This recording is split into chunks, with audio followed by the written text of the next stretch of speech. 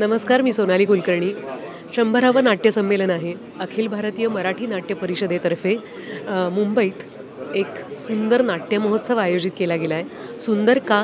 तर फक्त मराठी नाही तर वेगवेगळ्या भाषांमधली, वेगवेगळ्या राज्यांमधली नाटकं यात दाखवली जाणार आहेत, सादर होणार आहेत आणि यासाठी तिकीटं नाही आहेत. म्हणजे खुर्च्या आहेत, पण त्या खुर्च्यांवर बसण्यासाठी तिकीट आकारलं जाणार नाही आहे. तर मराठी प्रेक्षकांनी मराठी नाटकाला कायमच दाद दिलेली आहे, उचलून धरलं आहे.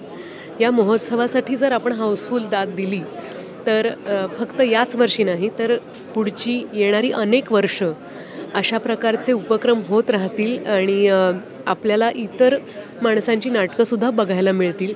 मी या उपक्रमासाठी नाट्य परिषदेच्या संपूर्ण टीमला खूप शुभेच्छा देते आणि प्रेक्षकांच्या वतीनं त्यांचे आभार पण मानते.